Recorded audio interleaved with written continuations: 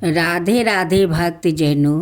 अब आप सुनेंगे तुलसी और विष्णु भगवान की कथा। सबर्णी मुनि की पुत्री तुलसी अपूर्ण सुंदरी थी। उनकी इच्छा थी कि उनका विवाह भगवान नारायण के साथ हो। इसके लिए उन्होंने नारायण पर्वत की घाटी में स्थित बदरी वन में घोर तपस्या की। शीघ्र काल तक तपस्या के उपरांत ब्रह्मा जी ने प्रसन्न होकर दर्शन दिया और वर मांगने को कहा। तुलसी ने कहा, दृष्टिकर्ता ब्रह्मदेव, आप अंतर्यामी है, सबके मन की बात जानते हैं। फिर भी मैं अपनी इच्छा बताती हूँ। मैं चाहती हूँ कि भगवान श्री नारायण मुझे पति रूप में मिले। ब्रह्मा ने कहा, तुम्हारा नारायण तुम्हें अवश्य मिलेगा। अपने पूर्ण जन्म में किसी अपराध के कारण तुम्हें श्राप मिला है। इसी प्रकार भगवान श्री नारायण के एक पार्षद को भी दानव कुल में जन्म लेने के श्राप मिला है। दानव कुल में जन्मने के बाद भी उसमें नारायण का अंश विद्यमान रहेगा। इसलिए इस जन्म में पूर्व जन्म के पाप के समान के लिए संपूर्ण नारायण तो नहीं, नारायण के अंश से युक्त दानव कुल में जन्मे उस श्राप ग्रस्त प्रसाद से तुम्हारा विवाह होगा। श्राप मुक्त होने पर भगवान श्री नारायण सदा सर्वदा के लिए तुम्हारे पति हो जाएंगे। तुलसी ने ब्रह्मा के इस वर को स्वीकार किया, क्योंकि मानव कुल में जन्मे के कारण उसे मायावी भोग तो भोगना ही था। तुलसी बदरी वन में ही रहने लगी। नारायण का वो पार्षद दानव कुल में शंखचूड़ के नाम से पैदा हुआ था। कुछ दिनों के बाद वो बर्मन करता हुआ बदरी वन में आया। यह तुलसी को देखते ही वो उस पर मधुर हो गया। तुलसी के सामने उसने अपने साथ विवाह का प्रस्ताव रखा। इतने में ही वहाँ ब्रह्मा जी आ गए और तुलसी से कहा, तुलसी, शंखचूड़ को देखो, कैसा देवो पम इसका स्वरूप है। दानव कुल में जन्मे लेने के बाद भी लगता है जैसे इसके शरीर में नारायण का वास हो। तुम प्रस्ताव को हर्ष स्वीकार कर लो। तुलसी को भी लगा कि उसकी तपस्या पूर्ण हुआ, उसे इच्छित फल मिला है। शंखचूड़ के साथ उसका गंधर्व विवाह हो गया और वो शंखचूड़ के साथ उसके महल में पत्नी बनकर आ गई। शंखचूड़ ने अपनी परम सुंदरी सती साध्वी पत्नी तुलसी के साथ बहुत दिनों तक राज्य किया। उसने अपने राज्य का इतना विस्तार किया कि देवलोक तक उसके अधिकार में आ गया। स्वर्ग का सुख भोगने वाले देवताओं की दशा भिखारियों जैसा हो गया। शंखचूड़ किसी को कष्ट नहीं देता था, पर अधिकार और राज्य छीन जाने से सारे देवताओं मिलकर ब्रह्मा, विष्णु और शिव की सभा में गया और अपनी विपत्ति सुनाई। ब्रह्मा जी ने कहा, तुलसी परम साध्वी है, उसका विवाह शंखचूड़ से मैंने ही करवाया था। शंखचूड़ को तब तक नहीं हराया यह मारा जा सकता है जब तक तुलसी को ना छल से पतिव्रता भंग करना आवश्यक है। विष्णु ने कहा, शंखचूड़ पूर्व जन्म में मेरा पार्षद था। श्राप के कारण उसे दैत्य कुल में जन्म लेना पड़ा। इस जन्म में भी मेरा अंश उसमें व्याप्त है। साथ ही तुलसी के पतिव्रता धर्म से वो अजय है। फिर से देवताओं की सहमति से भगवान शिव ने शंखचूड़ के पास संदेश भेजा कि यह है तो वो देवताओं का राज्य लौटा दे या फिर उनसे युद्ध करे। शंखचूड़ शंकर के पास पहुंचा। उसने कहा, देवाधिदेव, आपके लिए देवताओं का पक्ष लेना उचित नहीं है। राज्य बढ़ाना हर राजा का कर्तव्य है। मैं किसी को दुखी नहीं कर रहा हूँ। देवताओं को कहिए वो मेरी प्रजा होकर रहे। मैंने आपका भी कोई अपकार नहीं किया है। हमारा आपका युद्ध शोभा नहीं देता है। अगर आप हार गया तो बड़ी लाज की बात होगी।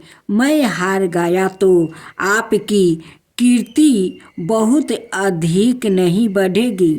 भगवान शंकर हंसे। वो तो सब रहस्य समझते थे। तुलसी और शंखचूड़ के पूर्व जन्म के श्राप की अवधि लगभग पूरी हो चुकी थी। बोले, इसमें कीर्ति और लाज की बात नहीं।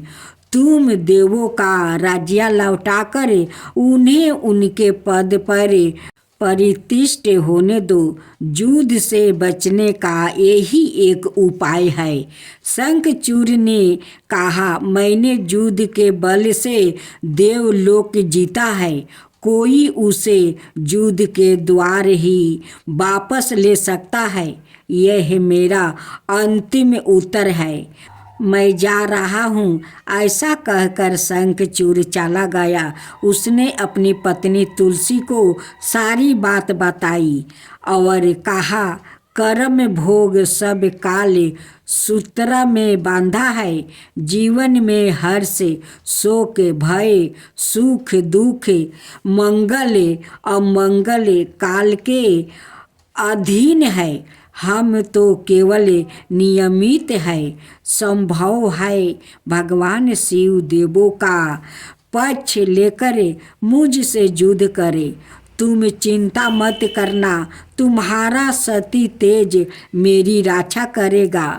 दूसरे दिन भगवान शंकर के नेतृत्व में देवताओं ने युद्ध छेड़ दिया। शंखचूड़ ने भीषण बाणों की वर्षा कर उनका वेद रोका। उसके प्रहार से देवता डगमगाने लगे। उसने दानवी शक्तियाँ का प्रयोग कर मायावी युद्ध आरंभ किया। युद्ध स्थल पर वो किसी को दिखाई नहीं देता था, पर उसके अस्त्र शस्त्र प्रहार कर देवों को घायल कर रहे थे। देवगण अपने अस्त्र शस्त्र चलाए तो किसी पर चलाए, क्योंकि कोई शस्त्र सामने था ही नहीं। कई दिनों तक इस तरह भयंकर युद्ध चल रहा था। शंखचूड़ पराजित नहीं हुआ। तब शिव ने विष्णु से कहा, विष्णु, कुछ उपाय करो। अनाथ मेरा तो सारा यश मिट्टी में मिल जाएगा। विष्णु ने सोचा, बल से तो शंखचूड़ को नहीं हराया जा सकता है, इसलिए छल का सहारा लेना होगा। उन्होंने तुरंत अपना स्वरूप शंखचूड़ जैसा बनाया और अस्त्र शस्त्र से सज्जित हो तुलसी के पास आया। बोले, प्रिया, मैं युद्ध जीत गया हूँ। सारे देवता भगवान शंकर समेत हार गया है। इस खुशी में आओ, मैं तुम्हें अंग से लगा लूँ। पति को प्रत्यक्ष खारा देखा और विजय का समाचार सुना। वो दौड़ कर मायावी शंखचूड़ के गले से लिपट गई। इस प्रकार पति पत्नी दोनों ने आलिंगन हो खूब खुशी मनाई। पर पुरुष के साथ इस प्रकार के व्यवहार से उसका सती तेज नष्ट हो गया।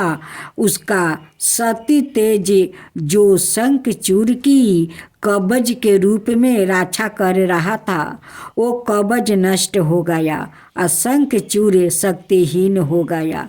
यह जानते ही भगवान शंकर ने अपने त्रिशूल से प्रहार किया। त्रिशूल के लगते ही शंखचूड़ जल कर भस्म हो गया। शंखचूड़ के मरने को जानकर विष्णु अपने असली स्वरूप में आ गया। सामने अपने पति शंखचूड़ के स्थान पर भगवान विष्णु को खारा देखी तो तुलसी बहुत विस्मत हुई। उसको पता लग गया कि सवाए नारायण ने उसके साथ छल किया है। क्रोध में आकर उसने श्राप दिया। एक सती स्त्री का सती वार्ता भंग करने के अपराध में तुम हृदयहीन पत्थर हो जाओ। विष्णु ने तुलसी के श्राप को सिरधारो कर कहा, देवी तुम्हारे और शंखचूड़ के कल्याण के लिए मुझे ऐसा करना पड़ा। तुम दोनों को श्राप मुक्त करना था। तुम भी अब शरीर त्याग करे तुलसी बीरबा के रूप में जन्म लोगी और मेरी पूजा तुलसी दल से होगी। मैं शालिग्राम में पत्थर बनूंगा। मेरे शीश पर तुम आदर से विराजमान हो जाओगी। तुम्हारे पति की हड्डियाँ को चूरन से शंख की उत्पत्ति होगी। उस शंख धावानी से देवताओं और मेरी पूजा आराधना होगी। जहाँ शंख धावानी होगी वहाँ मंगलमय मैं विराजमान रहूँगा। तुमने पूर्व जन्म में बदरी वन में मुझे पाने के लिए बड़ी तपस्या की थी। अब अगले जन्म में मैं नारायण परस्तर के रूप में बद्रीनाथ वन में स्थापित हो जाऊंगा और मेरी पूजा अर्चना फल फूल से ना होकर तुम्हारे तुलसी दल से होगी। मेरे शीश पर विराजमान होकर तुम मुझसे भी ऊंचा पद प्राप्ति करोगी।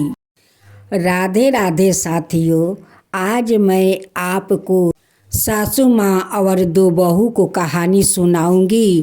दो बहू अपना सासू माँ के साथ कैसे व्यवहार करती है और बार बार तुलसी माँ के साथ वो कैसे व्यवहार करती है।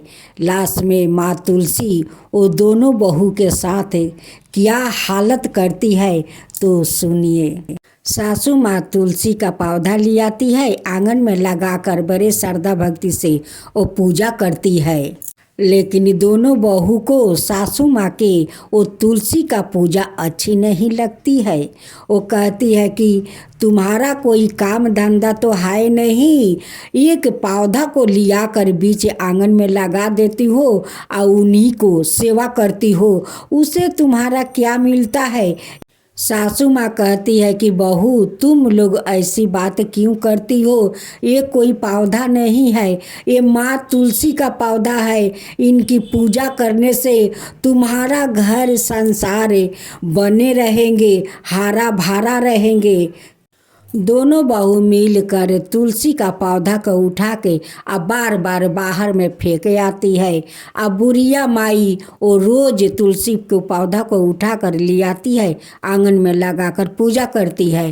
और वो लोग का तो पसंद नहीं पड़ता है, वो लोग उठाकर बार बार बाहर फेंक देती है।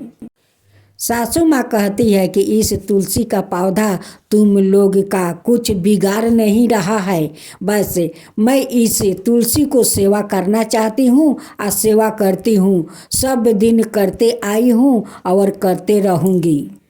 एक दिन माँ अपना दोनों बेटा से कहती है कि देखो बेटा, इस तुलसी के पौधा तुम लोग का क्या बिगाड़ा है कि तुम्हारा दोनों पत्नी ये तुलसी के पौधा उठा उठा कर बार बार बाहर फेंक देती है।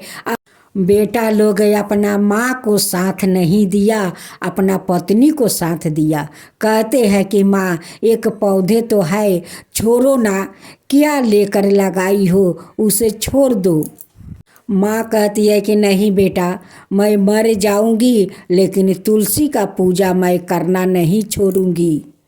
एक दिन सासू माँ बाजार चली जाती है और दोनों बहू मिलकर वो तुलसी के पौधे को पूरा मचोर उचोर कर गंदा जगह में फेंक देती है कि यहाँ पर फेंकूंगी तो फिर उठाकर नहीं ले जाएगी।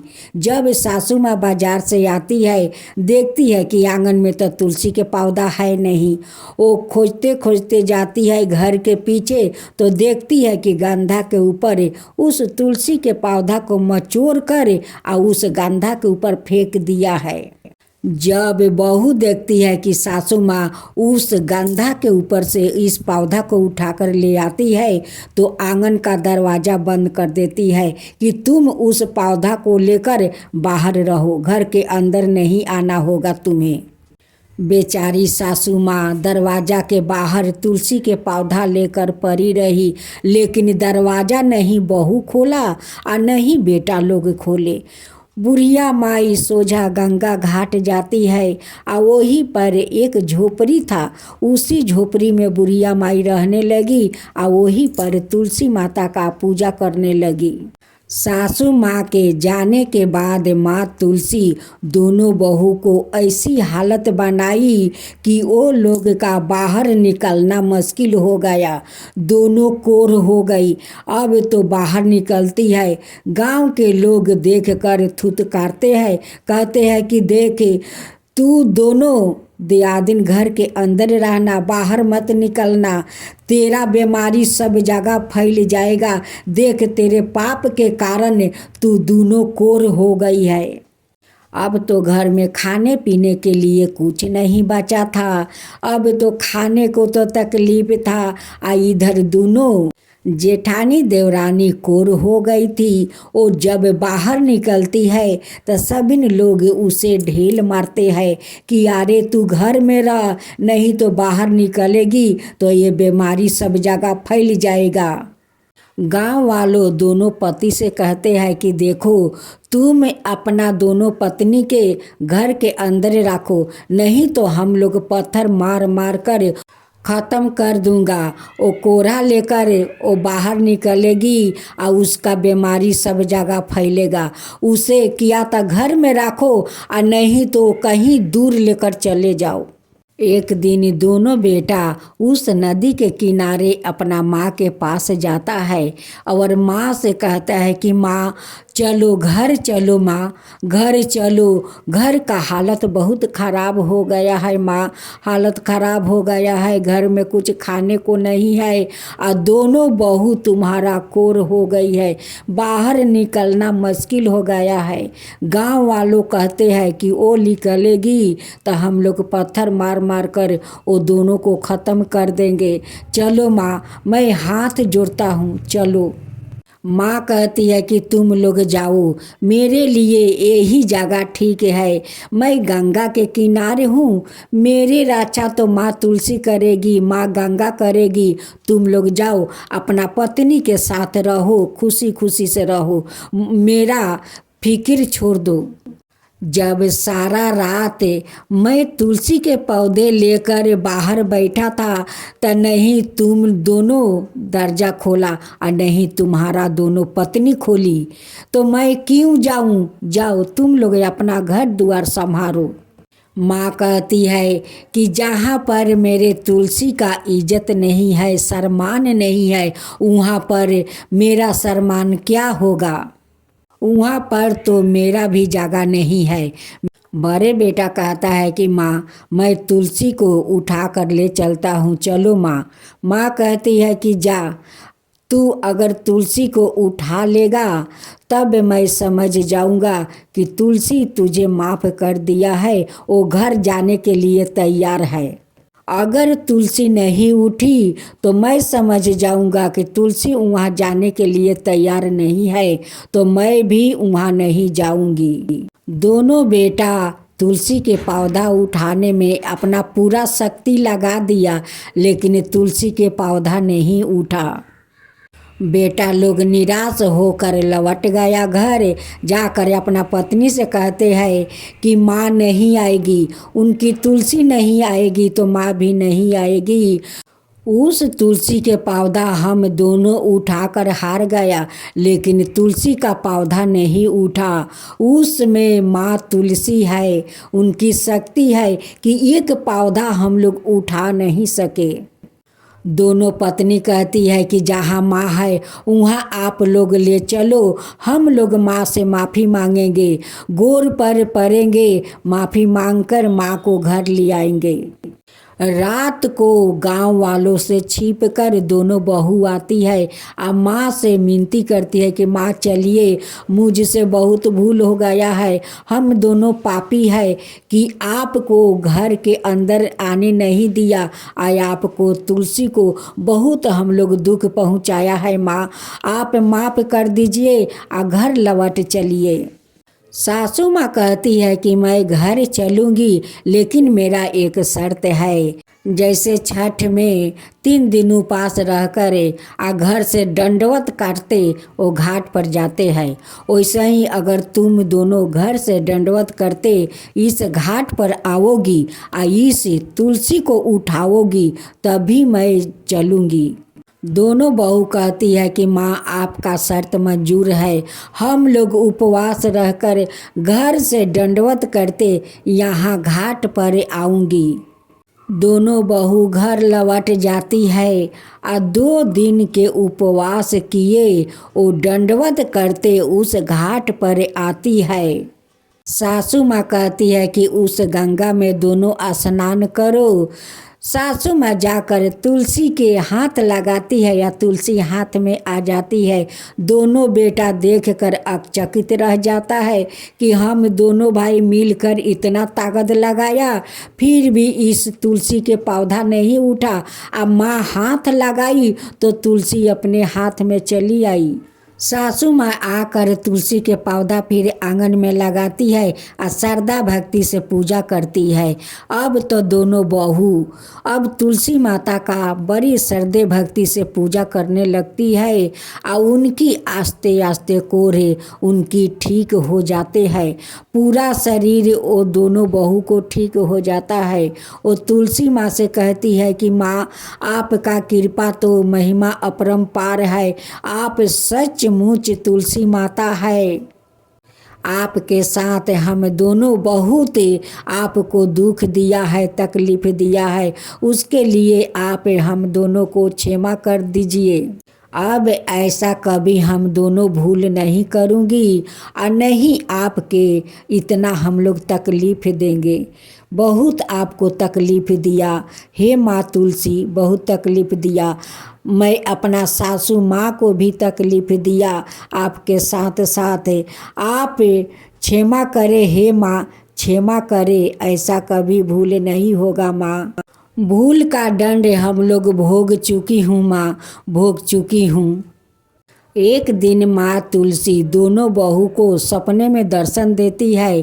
कहती है कि देखो तुम लोग हमें कितना तकलीफ़ दिया, हमें मचोर कर रख दिया, तोड़ कर हाथ पाँव रख दिया, उसी कारण से तो तुम लोग कोर हो गई थी। ये मेरा अभिशाप था, लेकिन अब तुम लोग का श्रद्धा भक्ति देखकर मैं बहुत प्रसन्न हूँ। अब तुम दोनों वर मांगो, क्या मांगती हो, जो मांगेगी वही मैं वर दूंगी। सपने में दोनों बहू कहती है कि माँ, घर में तो सब कुछ धन आपस से आ गया, लेकिन हम दोनों अभी तक माँ नहीं बना। हम दोनों को संतान दे दीजिए, हम लोग के माँ बना दीजिए, बस यही वरदान दे दीजिए माता। माँ तुलसी तथास्तु कह करे वो अंतर ध्यान हो जाती है सपने से। जब आँख खुला तो दोनों आकर तुलसी माता का मंदिर के भीरी माथा टिका और दोनों क्षमा मांगी और कही कि माँ, अब हम लोग श्रद्धा भक्ति से आपको सेवा करूँगी। कुछ दिन के बाद दोनों जेठानी देवरानी माँ बन गई, दोनों को संतान हुआ। तब से खुशी खुशी वो लोग सासू माँ के साथ रहने लगी और पूजा पाठ करने लगी। जय जय तुलसी माता, जय जय तुलसी माता, सब जग की सुखदाता वरदाता। जय जय तुलसी माता, जय जय तुलसी माता, सब योग के ऊपर, सब रोग के ऊपर, रुज से रक्षा करके भाव तराता। जय तुलसी माता, रुज से रक्षा करके भाव तराता। जय तुलसी माता। बाहु पुत्री है सयामा, सुरबली है गारामा, विष्णु प्रिया जो तुम के सेवे सोनर तर जाता। जय जय जय तुलसी माता, जय जय जय तुलसी माता। हरि कैसी सभी राजते, त्रिभुवन से हो बनती थी, पति जनों की तारानी तुम हो भी खाता। जय जय तुलसी माता, जय जय तुलसी माता। लेकर जन्म बिजन में आई, दिव्या भवन में मानव लोगी तुम ही से सुख सनपति पाता। मानव लोग तुम ही से सुख सनपति पाता। जय जय तुलसी माता, जय जय तुलसी माता।